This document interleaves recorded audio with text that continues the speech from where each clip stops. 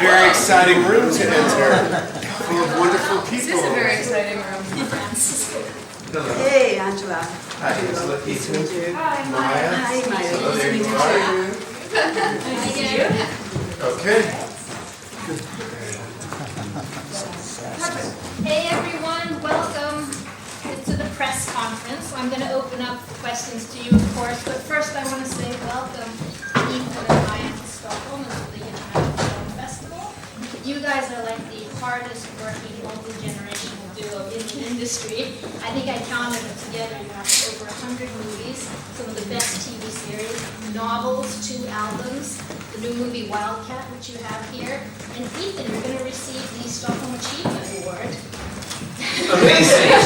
By the way, he's doing the brunt work of the 100 movies. Well, you know what? It looks like you're going to get massive that. disparity there.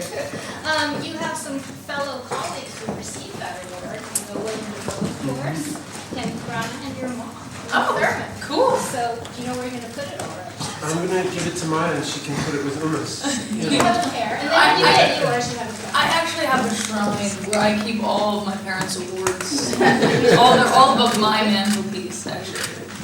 And I also want to say congratulations because the strike, the longest strike for actors is over. That is amazing. And this is actually the first time you get to talk about other projects as well, coming projects, and so we're really honored that you're doing it here in Sweden. Oh, very happy to be here. Wonderful place to celebrate. And before I let the crowd loose, Maya, we know that you have, Swedish heritage. I do. Your great-grandmother, your grandmother, your mother. Did you have Swedish traditions growing up? You know, we actually did, I think. I mean, whether or not, how much they've kind of mutated in their long just time in the States, I don't know, but we would do the rice pudding with the almond at Christmas, and at Easter time, the coin roll. Does that mean anything to anyone? Like rolling a coin down a slide? Never mind. Okay. Christmas at night. Yes, on the 24th. Swedish meatballs. Yes. That's You've some covered it. things. Yeah. We have some things. We used to go to Santa Lucia at Christmas as well in the Swedish church in the city. It's great. And you're here with Wildcat. Now, Flannery O'Connor, it seems to me, is someone that really resonated with you forever. You actually auditioned at Juilliard with one of her texts. I did. I think that my maternal grandmother showed it to Ethan when he was young, and then I got shown it by an English teacher, and I just got obsessed with it. And yeah, I did. I used it as an audition for a bunch of different drama schools. And this has become like the passion project. And Ethan, you got the job I to did. direct. The competition was steep, but he had the best audition. Was it intimidating to direct your daughter's passion project? So I'm thanks so much for that. Well, I always find doing anything that you care about is intimidating. It was a wonderful thing. Maya had this passion for Flannery O'Connor, and she was getting interested in producing and developing her own work, and it felt, I'm trying to find the right word for it. It felt like an honor that, for people who have kids, when your grown children are interested in you, it's very flattering, that they can choose to fly away and they're circling back. It's very exciting.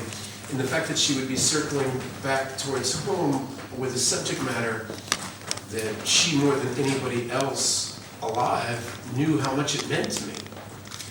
And so it was a combination of wanting to honor and respect an artist that I loved. Flannery O'Connor is a very intimidating presence. She's a ferocious woman and very discerning mind and very disciplined spiritual thinker. And when you study her, you do so immediately from a subservient position. I mean, she radiates an intelligence and a pursuit of excellence that is at a very high level. And so the idea of it would be so humiliating to make a stupid movie about such an intelligent woman.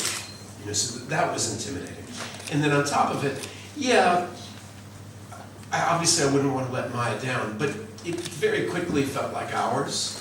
It was part That of was a, nowhere, even my interest in it is from such an emotional, communal language and landscape of our conversations for my whole life. Like, the reason that I'm interested in that is because we've been talking about the intersection of creativity and your relationship to whatever higher power my whole life. And so why we would do this together is very obvious made perfect to us. sense to us. And Yeah, immediately it was an put into ongoing place. conversation. Then the film is an extension of that conversation. Yeah.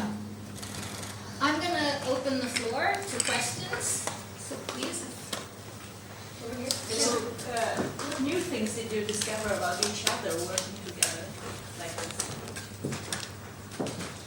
Well, I don't know if it was new, but it was wonderful to get to see Maya as have an adult relationship to work. You know, she's been working a lot in her. You know, when we were last year in Stockholm, was kind of the beginning of Maya's professional career. You were in school still and deciding whether or not to drop out of school and start professionally pursuing this craft. And that's 6 years ago. And to watch what happened to her relationship to just the minutia of filmmaking, the hair and makeup trailer, the AD department, how she relates to other actors, she's already developed some habits and professional language that she uses. It was exciting to see her as a legit adult artist. But I don't know if you felt that it was new. It was exactly what I expected from you. It was exciting to do, for both of us to be challenged at such a level at the same time. It wasn't like, oh, Maya was helping Dad out with this movie that was really important to him, or it wasn't like I was helping Maya. It meant a lot to both of us. And I was challenging myself at the highest level that I had challenged myself as a maker of films. And Maya was pushing herself as a performer. And so we were both swimming in the deep end of the pool for ourselves. And so, whatever that means to us. So it wasn't about discovering anything new, was it? No, I think that, this is the first front-facing public artwork we've done together that we're sharing with the world, but the making of things together didn't feel particularly like untrod ground. It's just this part that's so new. This It is really new. is. This is scary. The making of the movie felt very natural. We've been talking about, movies and music And doing art play readings and play and, readings in like- the living room, and we've been doing that forever. We did a reading of Waiting for Godot when you were 15 in the living room full of people. It was really fun, and it felt very natural. This part is hard. Yeah. Being a family and trying to have a public relationship with that feels dangerous and scary. And but the making of it was just a blessing.